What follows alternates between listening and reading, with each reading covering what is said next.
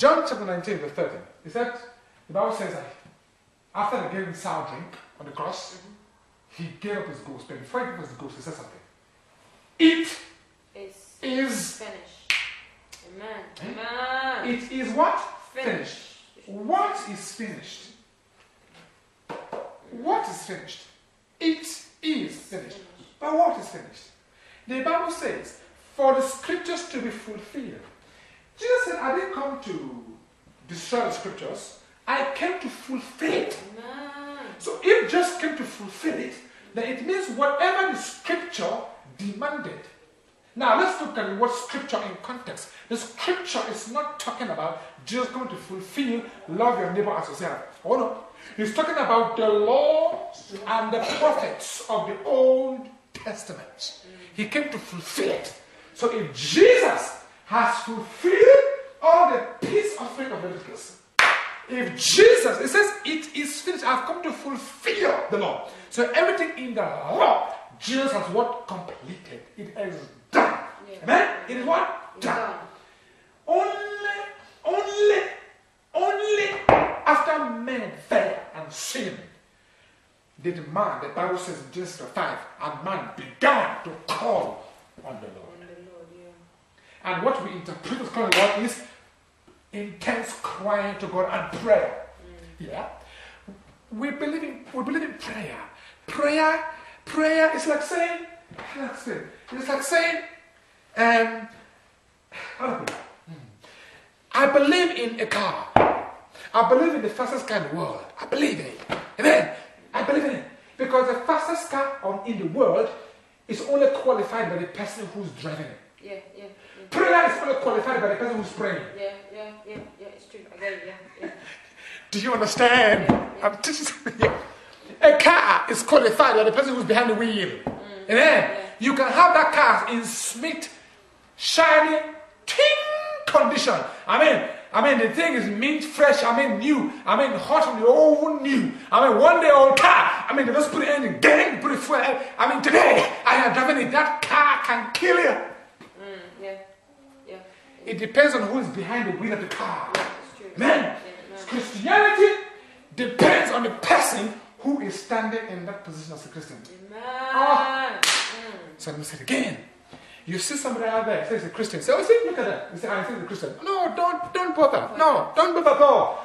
That's not a Christian. A Christian is a person who somebody can look at and say, oh, he's behaving like Jesus. Oh, he's following the scriptures. That's a Christian. A Christian is not somebody who goes to church. A Christian is somebody who says, Lord, Lord. Because the Bible says, not all who says to me, Lord, Lord, will enter my kingdom, except those who do the will of my Father in heaven. Amen. Hallelujah. Amen. So no matter how nice a car is, no matter how safe a car is, no matter how safe the airplane is, if there are pilots who fly the plane, if they're not trained properly to fly the plane, 1, 2, if they make mistakes while flying the plane, that plane will crash. That plane will crash. Amen. Just says we make mistakes. We are in error, we falter, not knowing the scriptures by the power of God. Why do Christians go into troubles? Because they don't know the power of God, not because God wants them to be in trouble. It's true, Lord. It's true. Tell me the Bible. I'll show you a scripture that will blow your mind. And I promise you, you're going to change your doctrine. Exodus chapter 13 is still in the front of the Bible. Second book of the Bible. Exodus chapter 13. Oh, this is going to be good. Exodus 13. Let me read from Malbakusha, verse 17. Exodus 13:17. Joseph, listen to what it says here. Exodus 13:17. Exodus 13:17. Let me say, make a preamble. Amen. God had called Moses to go to the children of Israel to bring them out of the land of Egypt and take them into their own land. Praise God. Amen. Amen. So now they have gone through all them 10 plagues. Praise God. And then they passed over the last one, the blood, where the first children of the Egyptians died. And then Pharaoh now agreed. Said, Moses, take it and go. Just go. And then Moses and the people went. And they were going to cross the Red Sea. But before they crossed the Red Sea, this was what happened. Verse 17 of Exodus chapter 13. When Pharaoh let the people go, God did not lead them. That's funny, isn't it? Yeah. I said again. You see, you hear people say, God will lead you, will bring you troubles. God will lead you in a strong way, in a tough way. You hear what David said? Even though I walk through the valley of the shadow of death, he planned that God will lead you or let David through the valley and the shadow of death so he can learn. God will allow you to go through difficult times. Why didn't God allow the children of Israel to, look, it says here, when Pharaoh let the people go, God did not lead them on the road through the Philistine country. Though that was shorter. Yeah. That was shorter. Yeah. It was shorter to go through the Philistine country. But the Bible says God did not lead them there. Why? It says it here. For God said, if they face war, they might change Their minds and return to Egypt.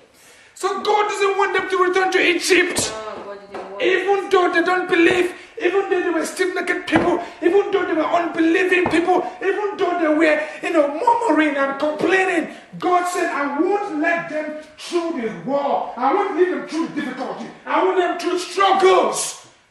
It's not God's will to lead you through struggles. God doesn't allow struggles in your life. Your rest. Angel. Amen. God doesn't lead you to struggle, honey. Amen. Never. God, the Bible says, God didn't lead them through the Philistine country where there were war, where there were troubles. But instead, He led them through a place, through the path. And if you look in the Bible very correctly, whenever David did not inquire, a king of Israel didn't inquire of the Lord when they're going to fight battles, they lost. When they inquired of the Lord, should we fight this battle? God says, yeah, go, you win. They went and they won. So why do you have a Christian that God will allow you to go to troubles? Why do you have a Christian that God will use so much to teach you? Hallelujah. Amen. That's the will of God. Just in case you don't believe me, it's the Bible.